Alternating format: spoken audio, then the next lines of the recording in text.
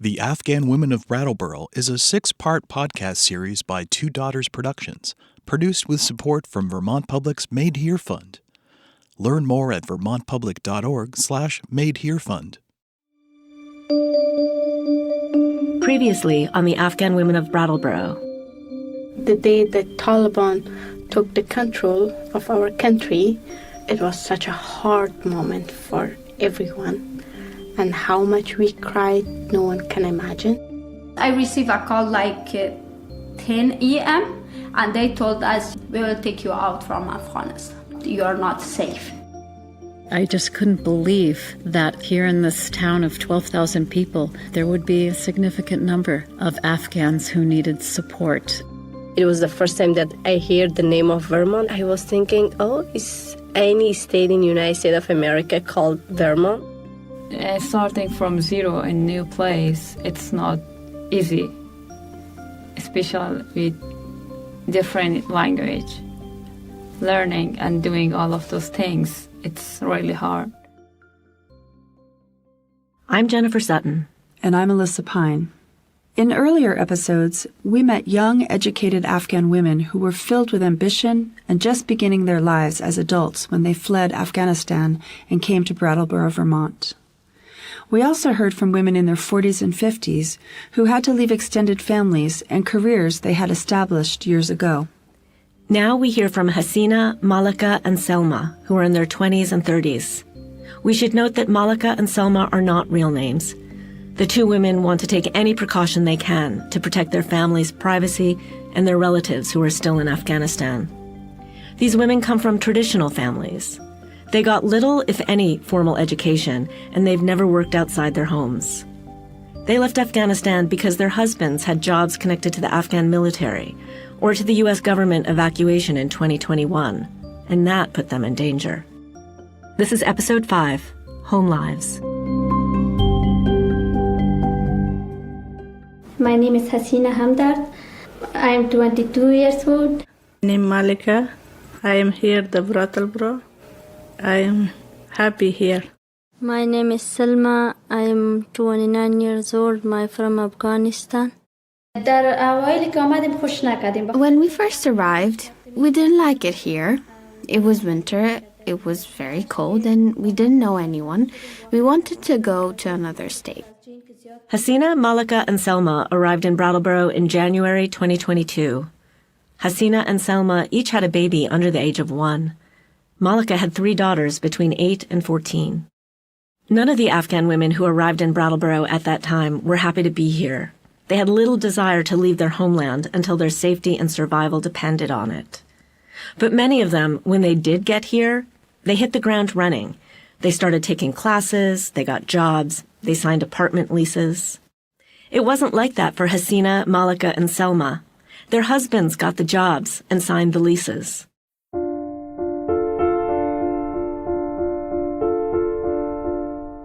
Hasina lived most of her life in Kabul, the capital city. Selma and Malika come from more remote areas along the border with Pakistan. I grew up in a big family. We're 7 siblings, 5 sisters, and 2 brothers. We lived with our cousins and their wives and children. Malika's family was big too. Between her father and her uncles, there were 20 children, and they all lived together. Malika was the oldest, which meant she was in charge. I was the firstborn, both among the girls and the boys. There was a lot of housework to do. Whatever my mother was doing, I also had to do. Malika grew up studying the Quran, but otherwise school wasn't an option. When I grew up, there was only a school for boys. There was no school for girls. I went to the mosque and read the Quran. I didn't go to school. Hasina went to elementary school until 5th grade, but she got harassed when she walked to school, and eventually her parents decided she should stop going. She stayed home and worked alongside her mother, cleaning and doing the family's laundry. As she got older, she tried to continue her education on her own. My greatest interest was to gain knowledge about Islam. I used to read Islamic books because I wanted to learn more about Islam, and I especially loved reading the stories of the prophets. That was very enjoyable for me. Hasina's studying stopped when her family found a husband for her. She was 19. I didn't want to get married so early. I wanted to get married at the age of 25 at least, but my family chose my husband for me. This is the way of Afghan families. They chose the person for engagement and marriage. Even though Hasina did not want to get married so young, she was happy with her new husband and his family. I think most arranged marriages can have a good conclusion. Unlike the women we've heard from in earlier episodes, whose education, jobs, and activism made them targets for the Taliban, Hasina, Malika, and Selma left Afghanistan because their husbands' work put them in danger. In episode 1, Hasina described how her husband drove people to the airport during the evacuation. Selma and Malika's husbands were soldiers in the Afghan military. My husband worked in the military because there was no other job available. I was always afraid because so many people were being killed or injured. I thought that maybe one day my husband might also be killed or injured. Fortunately, that day didn't come. But when the Taliban seized power, Malika and her husband and daughters had a week's notice before they had to leave. We never imagined it. When the Taliban came, we left our homeland. Otherwise, we would have never done such a thing. When Selma's husband told her they had to leave immediately, their daughter was only 4 months old. Selma took a few pieces of clothing, nothing else. For women like her and Malika, who spent most of their time in their homes, losing all their domestic objects added to the trauma of fleeing their country. We had a really beautiful bedroom set. It was new. I had decorated the room really nicely. We had to leave it all. A side note, Selma is speaking Urdu, which is spoken in Pakistan and parts of India. She primarily speaks a dialect of Pashto, but no one in Brattleboro's Afghan community could translate that into English. After leaving home and landing in the U.S., Malika took matters into her own hands. She first stayed in a refugee camp at the Fort Dix military base in New Jersey, and she started stockpiling clothes that had been donated, and kitchen items like plates and a teapot. Whatever they gave us in the camps, we took, because we thought there might not be anything available outside the camps. When we left our homeland, we didn't take anything with us. We left everything behind and only came with ourselves. I just wanted us to survive.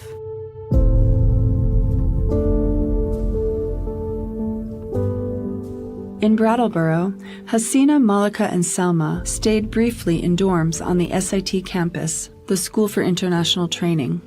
As they moved into apartments in town, their husbands started new jobs, and these 3 women focused on the same thing they did in Afghanistan, taking care of their children and homes. Many of the volunteers who drove them to medical appointments and the grocery store expected them to want the independence and freedom they now had access to. Would Hasina and Selma put their babies in strollers and go exploring? Would Malika send her kids off to school and get a job of her own? This was not normal for them. They didn't care so much about being independent. Sohaila was one of the first Afghans to arrive in Brattleboro, and she served as a translator for many women, including Hasina, Malika, and Selma. There are traditional families who has been grown up in such a community where they just had women inside the house to just the household and chores, and the men were the main providers. And that's the way of them thinking. It's all the woman's comfort zone, how they feel. Hasina, Malika, and Selma were used to being at home, but for their entire lives they'd been surrounded by extended family. Being at home alone was new and often lonely. Still, Hasina found reasons to appreciate it. When I was in Afghanistan, I had a big family, and my husband's family was a big family, and I spent most of my time cleaning the house and washing clothes, which I didn't like. It was always my wish to have a small apartment just for me and my husband and my child. I'm very happy with this lifestyle. Volunteers brought donated furniture for the new apartments, like beds, couches, and tables. But because of American cultural assumptions, the donations sometimes missed the mark. Malika and Selma ended up with furniture they didn't use. Their families slept all together on thin mattresses on the floor, as they did in Afghanistan. They both filled their living rooms with traditional Afghan floor cushions that their relatives sent from home. For meals, they spread out a sofra on the floor, a thin rug or cloth, and arranged food on top of it. We sit on the floor and eat all together. Hospitality is an important part of Afghan culture, so the women were eager to invite people into their homes. Hosting guests is an important part of Afghan culture. When a guest comes, it's important to treat them well. We give them tea, whether they want it or not. Despite their focus on home, Hasina, Malika, and Selma couldn't help but dip their toes into the Brattleboro community. They made trips to Walmart and the food pantries in town. Malika's kids were enrolled in school, and she met their teachers. At first, she was worried. I was happy knowing that even if they couldn't study in Afghanistan, there was an opportunity for them to study here. But it was very hard for me to stay alone at home while my children went to school. They were unfamiliar with this place, and I didn't know if anyone would help them. I observed the attitude and behavior of the teachers here and saw how much they helped and supported my children. Soon, Hasina, Malika, and Selma got teachers of their own. They started going to English classes every week at the Multicultural Community Center that opened in Brattleboro the summer after they arrived. When I came to the United States, my English was zero because I only went to school until 5th grade in Afghanistan, which isn't enough time to really learn anything. Now I can speak a little and translate for myself. Hasina is fluent in Pashto. She can read and write, and that helped her pick up English faster. Malika and Selma are non-literate, which made learning harder. One of their teachers was Gloria Cristelli. They were able to hold a pencil, and they learned their ABCs and how to write them. Then we could put that together and start writing. They're fast learners, and they wanted to learn, so it didn't take them long. They could carry on conversations, and they could puzzle out things. I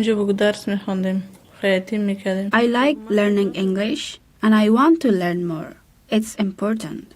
Hasina, Malika, and Selma liked their English classes, and Malika got involved with a sewing group at the community center. But Jill Williams, who ran the community center for its first 2 years, recalls that they weren't interested in more adventurous activities. We offered field trips to Boston or to go apple picking, all sorts of cultural experiences that are offered in this area. And most of the more traditional women wanted to stay home. But they didn't stay home all the time. Hasina, Malika, and Selma all got pregnant within their first few months of being in Brattleboro. They came face to face with the American prenatal care system, which was quite different from what they experienced with their pregnancies in Afghanistan.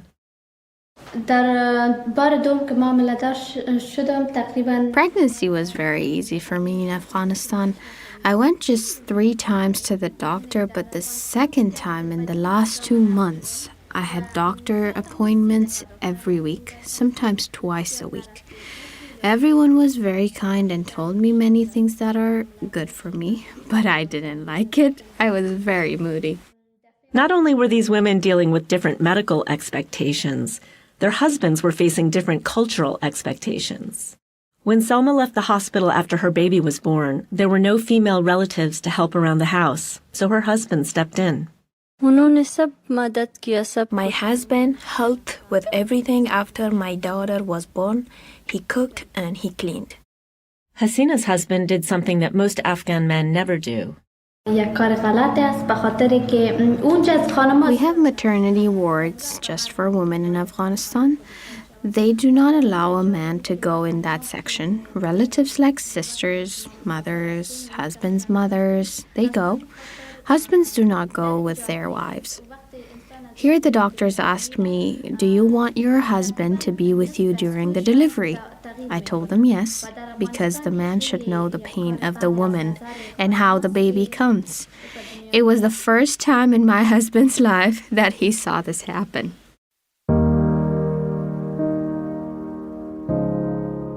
Hasina, Malika, and Selma each followed the Muslim tradition of staying home for 40 days after their babies were born. Eventually, they went back to English classes. They also started learning how to drive, which was huge. In Afghanistan, not many women drove, even before the Taliban took power. Driving was something, it would never happen to a woman, Afghan woman like that. It was like a wow. But understanding the situation and the environment, now their husbands are teaching them how to drive, which is wonderful. Hasina was the first to get her license. It's such a wonderful feeling, and I'm proud of myself. One time when my husband was driving, I told him, "One day, I hope I can drive everywhere and you will be by my side." I thought maybe this was impossible. I never believed I could ever drive. It felt so difficult for me. But my husband said, "You can do it." After I got my license, I was driving and I got to the exact spot where I said those words to my husband. I said, "This is the place where I told you one day I will be driving with you by my side, and today is the day." Selma was a bit more reluctant, but she knew it would be helpful to have a license living in Vermont.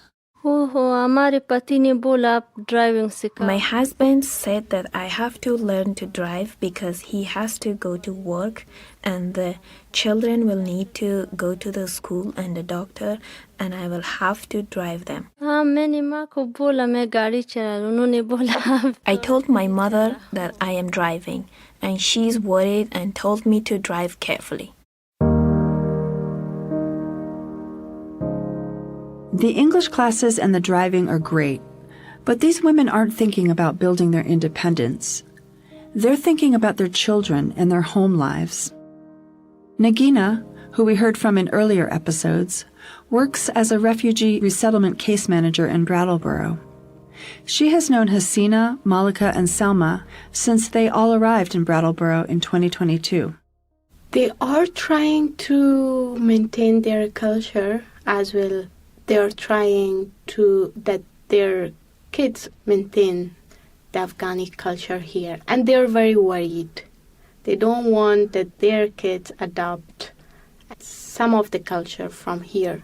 ये तो ऐसे है हम लोग तो अफगानिस्तान पे रहते हैं उनकी culture. I was raised in Afghanistan where the culture is different from America. My daughters will be raised in America, so their lives will be different from mine. मैं सिखाना चाहता हूँ I want to teach them that we are Muslim, that we pray 5 times a day, that we study the Quran, that we dress modestly. Another way they maintain their culture is through language. Malika's family only speaks Dari at home. She doesn't want her 2-year-old son to learn English yet. My children need to learn Dari as well as English, because if they learn English, they might not be able to speak Dari anymore. It's inevitable. The kids will absorb at least some American culture. It's already happening. 2 of Malika's daughters played soccer on school teams, something that wouldn't have been an option in Afghanistan. Selma and her kids have watched Little League games at a park in their neighborhood, and they've gone to a local Halloween parade. The women themselves will probably not become multilingual like their kids. They probably will continue to stay home most of the time. What's most important to them is that their families are safe. And Nagina, the case manager, says that's a feeling they didn't often have in Afghanistan. When we were in Afghanistan and in the morning that we were going to our work or school, the only hope that our mothers wanted to have it, that their kids be back home safe from all those bombing and terrorist attacks. So here, they're not worried about those situations. There's no bombing attacks, no terrorist attacks. They know it, that everyone will be home and will eat dinner together. Right now, for Selma, safety means Brattleboro. Here in this place, people are very kind. When we arrived here, we didn't understand how things worked, and everybody supported us. Right now, our girls are small, and this place is good for us. When they get older, we want to live in a place with more Muslim people, where there is a mosque so the children can learn our values. That's what happened with Hasina. After 18 months in Brattleboro, she and her family moved to a small city in California where she has relatives and where there's a larger Afghan community. When I talk to my family about Vermont, I speak highly about the people and the beautiful places. The only problem I had was that my family wasn't with me. I felt alone. When your family is with you, you can live more comfortably and handle any problem more easily. As mothers of young children, Hasina, Malika, and Selma are busy all the time, so they aren't inclined to think big picture about the future. But Malika is pleased her daughters are going to school. I say that they should study so they can help people. If they want to become doctors, teachers, or anything else they wish, it's up to them. Hasina's kids are still too young for school, but she has a clear vision for them and for herself. I have a wish for my daughters. I want them to grow up with me and my husband, and I want them to get a high education. I want them to find a job in the future. I want them to become independent women. I want to be a good mother. I want my children to be proud of me, to say good things about me. They should tell people my mother always supported us and encouraged us. They should tell people my mother was a hero.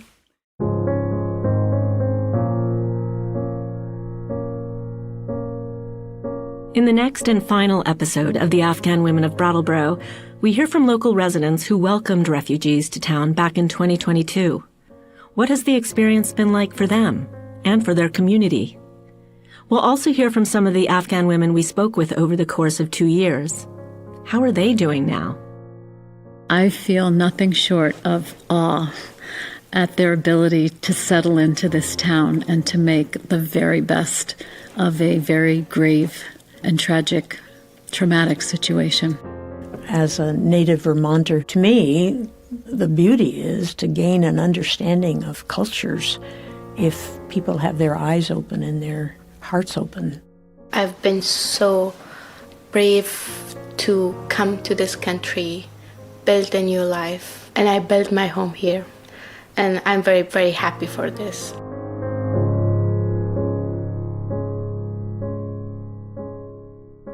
The Afghan Women of Brattleboro is made by Two Daughters Productions, with financial support from Vermont Public's Made Here Fund, Vermont Humanities, the Windham Foundation, and the Arts Council of Windham County.